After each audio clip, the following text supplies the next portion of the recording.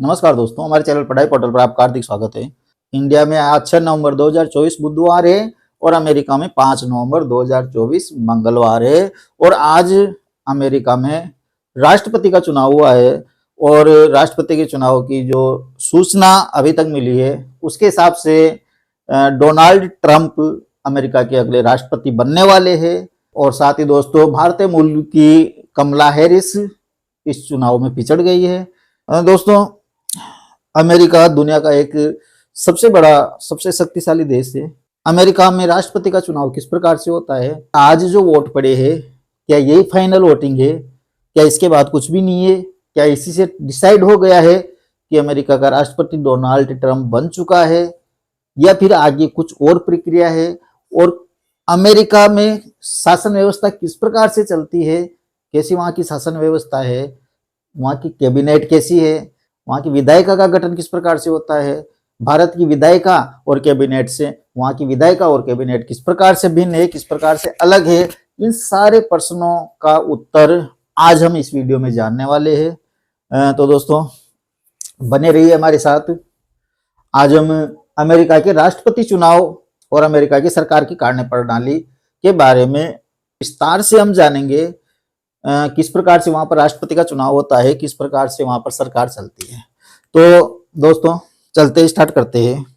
जैसा कि आपको पता है, भारत में संसदीय शासन व्यवस्था है और संसदीय शासन व्यवस्था में क्या होता है, संसदीय शासन व्यवस्था में देश का कार्यकारी मुखिया अलग होता है और देश का संवैधानिक मुखिया अलग होता है। जैसे भारत में है, देश का कार्यकारी मुखिया प्रधानमंत्री होता है और देश का संवैधानिक मुखिया राष्ट्रपति होता है। प्रधानमंत्री के चुनाव की प्रक्रिया अलग है भारत में, राष्ट्रपति के चुनाव की प्रक्रिया अलग है। तो जिस प्रकार से भारत में संसदीय शासन व्यवस्था है, वहीं अमेरिका में अध्यक्षात्मक शासन व्यवस्था है। और अध्यक्षात्मक शासन व्यवस्था में देश का कार्यकारी मुखिया और देश का संवैधानिक मुखिया एक ही व्यक्ति होता है और अमेरिका में वो होता है अमेरिका का राष्ट्रपति, जो देश का कार्यकारी मुखिया भी होता है, सरकार का मुखिया भी होता है और देश का संवैधानिक मुखिया भी होता है, क्योंकि वहां पर अध्यक्षात्मक शासन प्रणाली है। भारत की विधायिका को हम क्या कहते हैं, संसद कहते हैं, जबकि अमेरिका में भी विधायिका है, कानून बनाने वाली संस्था है अमेरिका में भी, जिसको अमेरिका में कांग्रेस के नाम से जाना जाता है, कांग्रेस के नाम से जाना जाता है। भारत में संसद के 2 सदन है, आप सभी को पता है। संसद के 2 सदन है, एक है लोकसभा और एक है राज्यसभा। संसद के 2 सदन है भारत में, एक है लोकसभा और एक है राज्यसभा। ऐसे ही अमेरिका में भी जो ये कांग्रेस है, इसके 2 सदन है। एक सदन को हम सीनेट कहते हैं, दूसरा सदन है house of representatives, house of representatives, जिसको बोलचाल की भाषा में हाउस कहा जाता है। क्या कहा जाता है? हाउस कहा जाता है। तो अमेरिका में जो कांग्रेस है, जो विधायिका है, जो कानून बनाती है, उसके 2 सदन है, एक सीनेट है और एक हाउस है। भारत में लोकसभा को हम निम्न सदन कहते हैं और राज्यसभा को उच्च सदन हम कहते हैं। इसी प्रकार से अमेरिका का जो सीनेट है, ये उच्च सदन है अमेरिका का, और ये हाउस जो है वो है निम्न सदन। तो इस प्रकार से विधायिका, भारत की विधायिका की तरह ही वहां भी 2 सदन है, एक उच्च सदन है, एक निम्न सदन है। भारत की विधायिका को हम संसद के नाम से जानते हैं, जबकि यहाँ की जो विधायिका है इसको कांग्रेस के नाम से जानते हैं। इसके 2 सदन है, एक सीनेट है और एक हाउस ऑफ रिप्रेजेंटेटिव्स है। जो सीनेट है ये उच्च सदन है और जो हाउस है ये निम्न सदन है। सीनेट के जो सदस्य है, ये अमेरिका के प्रत्येक प्रांत से, प्रत्येक राज्य से 2 सदस्य चुने जाते हैं। अमेरिका में टोटल 50 राज्य है और प्रत्येक राज्य से सीनेट के 2 सदस्य चुने जाते हैं, जिनको हम सीनेटर कहते हैं। तो प्रत्येक राज्य से 2 सीनेटर चुने जाते हैं। चाहे उस राज्य की जनसंख्या कम हो या ज्यादा हो, उससे कोई मतलब नहीं है, प्रत्येक राज्य से 2 सीनेटर चुने जाएंगे। और इस प्रकार से टोटल पूरे अमेरिका से 100 सीनेटर चुने जाएंगे। तो सीनेट में सदस्यों की संख्या होती है 100, यानी 100 सदस्य यहाँ पर होते हैं। जबकि हाउस में सदस्यों की संख्या वहां की जनसंख्या के अनुपात में होती है। जिस राज्य में जनसंख्या ज्यादा होती है वहां पर हाउस के सदस्यों की संख्या ज्यादा होती है, और जिस राज्य में जनसंख्या कम होती है वहां के हाउस के सदस्यों की संख्या कम होती है। तो यहाँ पर ये टोटल मिलाकर हाउस में होते हैं 435 सदस्य, हाउस में होते हैं 435 सदस्य और सीनेट में होते हैं 100 सदस्य। सीनेट उच्च सदन है और हाउस निम्न सदन है। अब अंतर क्या है, जैसे भारत में सरकार का चुनाव यानी प्रधानमंत्री का और मंत्रिपरिषद का जो चुनाव है वो लोकसभा के द्वारा किया जाता है, यानी भारत में मंत्रिपरिषद संसद के प्रति उत्तरदायी होता है, जबकि अमेरिका में मंत्रिपरिषद जो है वो इस कांग्रेस के प्रति उत्तरदायी नहीं होता है। कांग्रेस वहां के मंत्रिपरिषद का चुनाव नहीं करती है। वहां पर जो मंत्रिपरिषद है, मंत्रिपरिषद में सबसे बड़ा मंत्री राष्ट्रपति होता है, उसके बाद उपराष्ट्रपति होता है, उसके बाद अन्य मंत्री होते हैं। तो राष्ट्रपति और उपराष्ट्रपति का जो चुनाव है वो जनता द्वारा किया जाता है, यानी न तो सीनेट के सदस्य करते हैं न हाउस के सदस्य उनको चुनते हैं। कौन चुनती है? डायरेक्ट जनता चुनती है। इस कारण से अमेरिका का राष्ट्रपति और उपराष्ट्रपति जो है वह कांग्रेस के प्रति उत्तरदायी नहीं होता है और उसका मंत्रिपरिषद भी जो मंत्री बनाए जाते हैं वो भी कांग्रेस के प्रति उत्तरदायी नहीं होते हैं, मंत्री केवल राष्ट्रपति के प्रति उत्तरदायी होते हैं। ये अंतर भारत की संसद और अमेरिका की कांग्रेस में है। अब मेन चीजों में समझनी है वो समझनी है कि अमेरिका में राष्ट्रपति का चुनाव होता किस प्रकार से है, क्या प्रक्रिया है चुनाव की। तो दोस्तों, अमेरिका में राष्ट्रपति का चुनाव सबसे पहले तो प्रत्येक 4 वर्ष में अमेरिका में राष्ट्रपति का चुनाव होता है और ये फिक्स है कब होता है, डेट्स वगैरह सब फिक्स होती है। नवंबर का फर्स्ट मंगलवार जो होता है, नवंबर का पहला मंगलवार, जो कि अमेरिका में आज है। भारत में आज 6 नवंबर है, अमेरिका में 5 नवंबर है और आज वहां पर चुनाव हो रहे हैं। तो प्रत्येक 4 वर्ष में नवंबर के फर्स्ट मंगलवार को इलेक्टर्स का चुनाव किया जाता है, इलेक्टर्स का चुनाव किया जाता है। तो आज जो वहां पर अमेरिका में चुनाव हुआ है उसमें इलेक्टर्स चुने गए हैं और ये इलेक्टर्स ही दिसंबर में राष्ट्रपति का चुनाव करेंगे। तो आज का चुनाव इलेक्टर्स का चुनाव है और इलेक्टर्स द्वारा ही दिसंबर में राष्ट्रपति का चुनाव किया जाएगा। अमेरिका में राष्ट्रपति के चुनाव की एक प्रक्रिया होती है, जो जिस वर्ष चुनाव होना होता है उस वर्ष जनवरी से ये प्रक्रिया स्टार्ट हो जाती है। 2024 अभी चल रहा है।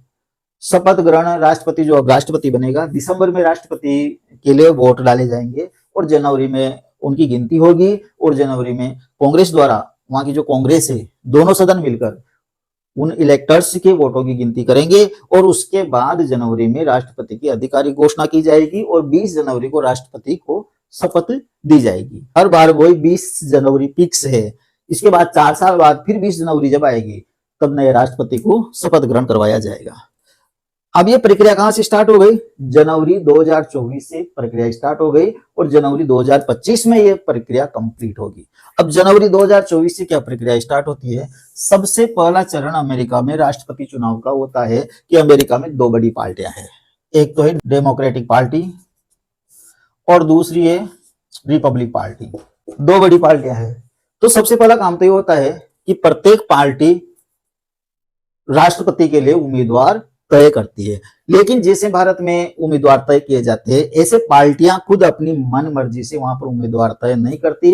उम्मीदवार तय करने के लिए भी वहां पर वोटिंग होती है और जो पार्टी के जो सदस्य है, पार्टी को मानने वाले जो लोग हैं, पार्टी के जो कार्यकर्ता है, उनके द्वारा वोट्स दिए जाते हैं और उसके बाद ही वहां पर किसी पार्टी का राष्ट्रपति का उम्मीदवार तय किया जाता है। और ये प्रक्रिया स्टार्ट होती है जनवरी में और जनवरी से जून तक ये प्रक्रिया चलती है अलग अलग स्टेट्स में, अलग अलग राज्यों में। और इस प्रक्रिया को कहते हैं प्राथमिक चुनाव और कॉकस। तो प्राथमिक चुनाव में क्या होता है, जैसे एक उदाहरण द्वारा हम यहाँ पर समझते हैं। जैसे मान लीजिए डेमोक्रेटिक पार्टी का एक उदाहरण ले लेते हैं हम। जैसा डेमोक्रेटिक पार्टी में किया जाएगा सेम वैसा ही रिपब्लिक पार्टी में किया जाएगा। जैसे डेमोक्रेटिक पार्टी में राष्ट्रपति के का उम्मीदवार निर्धारित किया जाएगा, सेम वैसे रिपब्लिक पार्टी में किया जाएगा। तो डेमोक्रेटिक पार्टी का उदाहरण ले लेते हैं। डेमोक्रेटिक पार्टी से 2 व्यक्ति है, एक ए है और एक बी है, जो कि राष्ट्रपति का चुनाव लड़ना चाहते हैं। अब ये निर्धारित करना होगा कि वह पार्टी जो डेमोक्रेटिक पार्टी है वह ए व्यक्ति को प्रत्याशी बनाएगी या बी व्यक्ति को प्रत्याशी बनाएगी, ये निर्धारित कौन करेगा? ये निर्धारित करेंगे उस पार्टी के सदस्य, उस पार्टी के कार्यकर्ता। और कैसे निर्धारित करेंगे? चुनाव के माध्यम से निर्धारित करेंगे। प्रत्येक राज्य में चुनाव होगा जिसमें उस पार्टी के जो सदस्य है, उस पार्टी के जो कार्यकर्ता है, वो वोट देंगे। प्रत्येक राज्य में वहां की जनसंख्या के अनुपात में डेलीगेट्स चुने जाएंगे और वो डेलीगेट्स ही राष्ट्रपति, उस पार्टी से कौन राष्ट्रपति होगा ये निर्धारित करेंगे वो डेलीगेट्स प्रत्येक राज्य से चुने जाएंगे। उनकी संख्या प्रत्येक राज्य से कितनी होगी?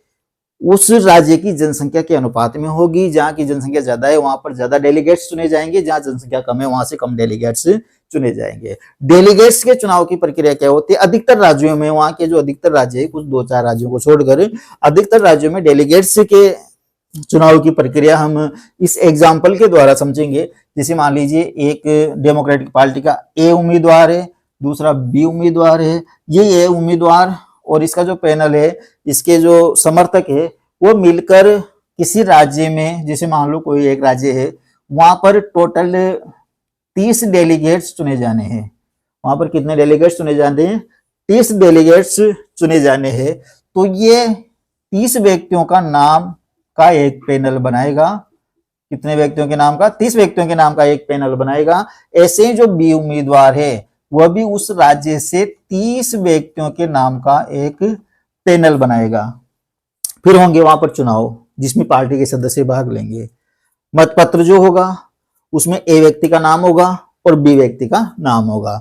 जो मतपत्र होगा उसमें एक ए व्यक्ति का नाम होगा, एक बी व्यक्ति का नाम होगा। उस राज्य की जो जनता है वो वोट देगी किसको? या तो ए को वोट देगी या बी को वोट देगी। ए के नाम पर वोट देगी या बी के नाम पर वोट देगी, लेकिन वो वोट ए या बी को नहीं मिलेगा। किसको मिलेगा? इन डेलीगेट्स को मिलेगा। कैसे मिलेगा? जैसे मान लीजिए उस राज्य के 55% लोगों के द्वारा ए के पक्ष में वोट दे दिया और 45% लोगों के द्वारा बी के पक्ष में वोट दे दिया गया। तो अमेरिका में यह व्यवस्था है, अधिकतर राज्यों में यह व्यवस्था है कि जिस पार्टी के उम्मीदवार को ज्यादा वोट मिले, यानी जिस उम्मीदवार को ज्यादा वोट मिले हैं, उसके द्वारा निर्धारित किए गए पैनल में के प्रत्येक व्यक्ति को विजेता घोषित कर दिया जाएगा। प्रत्येक व्यक्ति को डेलीगेट्स बना दिया जाएगा। जैसे किसी प्रांत में यहाँ पर 30 सदस्य है, 30 सदस्य ने 30 नाम इसके है, 30 नाम इसके है। इसके नाम पर 55% वोट मिले, इसके नाम पर 45% वोट मिले, तो इन 45% वोट का कोई महत्व नहीं है। इसके पैनल में से एक भी व्यक्ति विजेता घोषित नहीं किया जाएगा। ये पैनल पूरा का पूरा यहाँ पर खाली रह जाएगा और सारे की सारी जो 30 डेलीगेट्स है वो किस व्यक्ति के नाम पर चले जाएंगे? इस व्यक्ति के नाम पर इस पैनल में से चले जाएंगे। ये 30 के 30 व्यक्ति डेलीगेट्स बन जाएंगे और ये जो 30 व्यक्ति है, जब इनका अधिवेशन होगा, पार्टी का राष्ट्रीय अधिवेशन होगा, इसमें ये 30 के 30 व्यक्ति है वो किसके पक्ष में वोट करेंगे? ए के पक्ष में वोट करेंगे। ऐसे दूसरे राज्य में चुनाव होगा, ऐसे तीसरे राज्य में चुनाव होगा। तो इस प्रकार से ये चुनाव की प्रक्रिया वहां पर होती है। कुछ स्टेट है, 1-2 स्टेट जहां पर इस वाली प्रक्रिया को नहीं अपनाया जाता है। वहां पर जितने % वोट जिस व्यक्ति को मिले हैं उनमें से उतने डेलीगेट्स उस व्यक्ति के नाम के दे दिए जाते हैं। जैसे इसको 60% मिले हैं तो 30 के 60% 18 होते हैं, तो ऊपर के 18 नाम के जो डेलीगेट्स है उनको विजेता घोषित कर दिया जाता है। बाकी बचे 12 जो इस पैनल में से ऊपर के जो 12 नाम है उसको विजेता घोषित कर दिया जाता है। 30 विजेता घोषित हो गए, 18 यहाँ से हो गए, 12 यहाँ से हो गए। ये 18 जब चुनाव होंगे राष्ट्रपति के उम्मीदवार के लिए, जब चुनाव होंगे, जब इनका अधिवेशन होगा, तो इसमें 18 व्यक्ति ए के पक्ष में मतदान करेंगे और ये जो 12 व्यक्ति है वो बी के पक्ष में मतदान करेंगे। लेकिन ये व्यवस्था 1-2 राज्यों में है केवल। बाकी जो अधिकतर राज्य है वहां पर क्या होता है, जिस व्यक्ति को ज्यादा वोट मिलते हैं, जैसे मान लो इसको 51% मिल गए, इसको 49% मिल गए, तो 49% मत प्राप्त करके भी ये 0 हो जाता है। यानी इसमें से एक भी डेलीगेट्स को विजेता घोषित नहीं किया जाता इसके पैनल में से, और इसके पैनल के प्रत्येक डेलीगेट्स को, पूरे डेलीगेट्स को विजेता घोषित कर दिया जाता है। तो इस प्रकार से प्रत्येक राज्य में वहां पर चुनाव होते हैं। प्रत्येक राज्य से डेलीगेट्स चुने जाते हैं। उसके बाद उस पार्टी का होता है राष्ट्रीय अधिवेशन। उस पार्टी का क्या होता है, राष्ट्रीय अधिवेशन होता है। और राष्ट्रीय अधिवेशन में ये जो डेलीगेट्स चुने गए हैं, ये डेलीगेट्स भाग लेते हैं। जिस उम्मीदवार को ज्यादा वोट मिलते हैं उस उम्मीदवार को उस पार्टी का प्रतिनिधि, उस पार्टी का प्रत्याशी घोषित कर दिया जाता है। तो ये जो प्रक्रिया है ये जनवरी से जून तक चलती है। इसके बाद अब प्रत्याशी तो घोषित हो गए, प्रत्याशी घोषित होने के बाद चुनाव प्रचार किया जाता है। चुनाव प्रचार के बाद आ जाता है नवंबर का महीना। और नवंबर के महीने में क्या होता है कि नवंबर का जो पहला मंगलवार है, फिक्स है, नवंबर का पहला मंगलवार किसी भी तारीख को आए उस तारीख को ही वहां पर जनरल इलेक्शन होते हैं। तो आज वहां पर जब भारत में 6 तारीख है, वहां पर 5 तारीख है, भारत में बुधवार है, वहां मंगलवार है, और नवंबर का पहला मंगलवार है, इसलिए अमेरिका में आज जनरल चुनाव हुए हैं। तो ये जनरल इलेक्शन जो होते हैं, क्या इससे ही राष्ट्रपति चुन लिया जाता है? ऐसा नहीं है। जनरल इलेक्शन जो होते हैं, जनरल इलेक्शन में इलेक्टर्स चुने जाते हैं। कौन चुने जाते हैं? इलेक्टर्स चुने जाते हैं। यानी जो आज वहां पर चुनाव हुआ है उसमें इलेक्टर्स चुने गए हैं, न कि राष्ट्रपति का चुनाव हुआ है।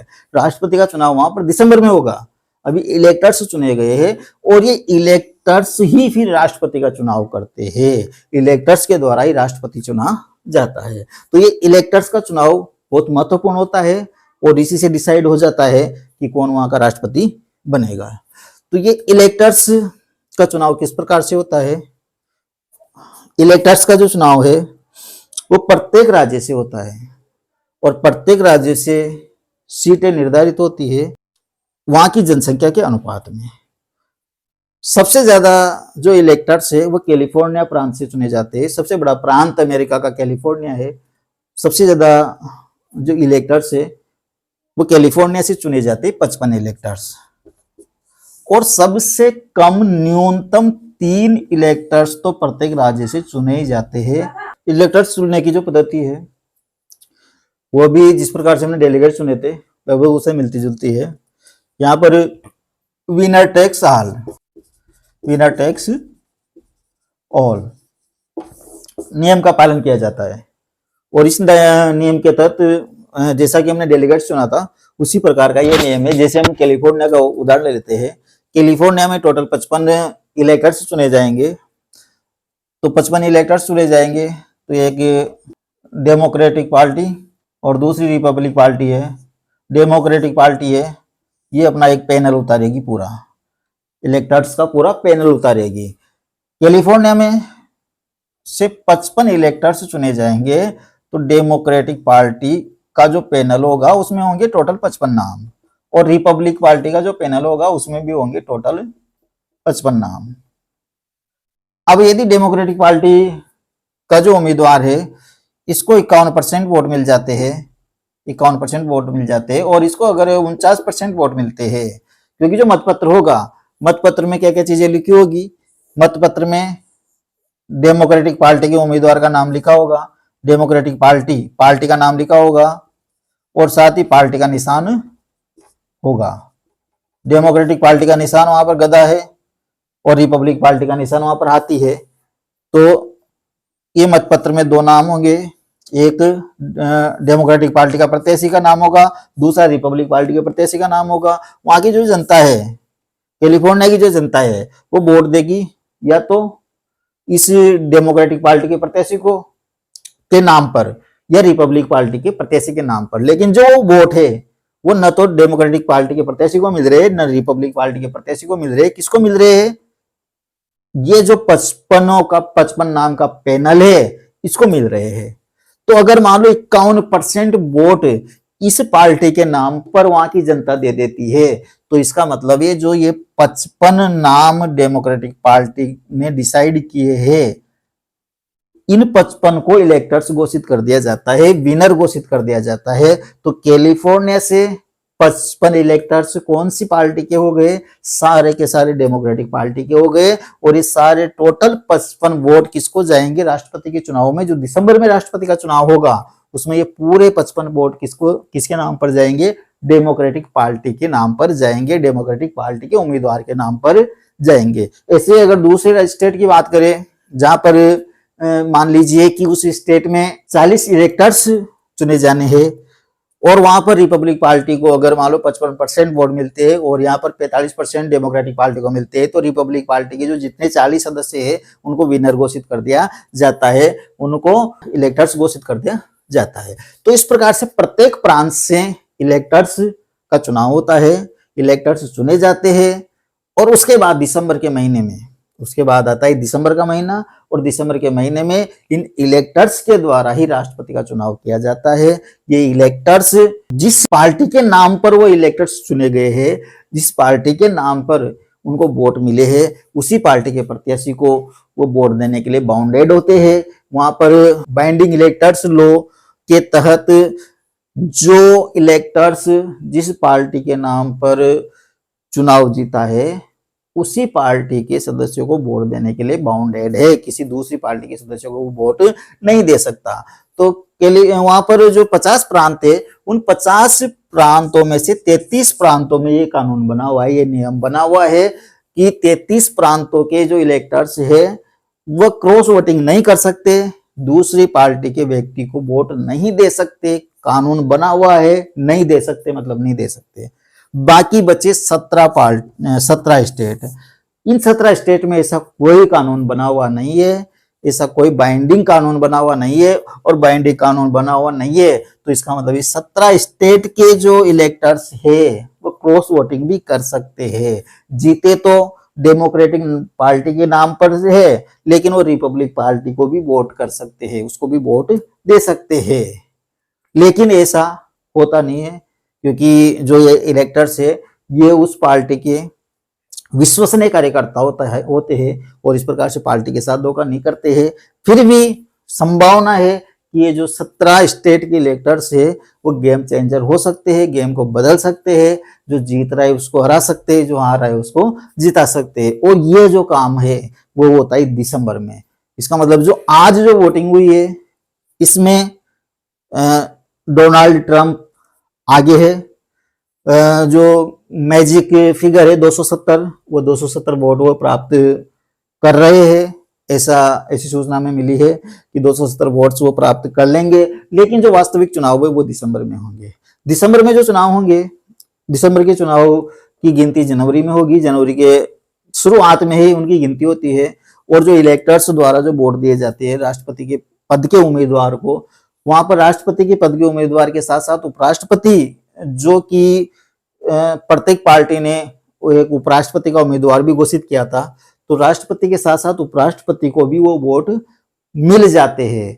दिए तो राष्ट्रपति के नाम पर जाते हैं लेकिन स्वतः ही उपराष्ट्रपति के भी वो वोट मान लिए जाते हैं। तो राष्ट्रपति के साथ साथ उसी पार्टी का उपराष्ट्रपति भी चुन लिया जाता है।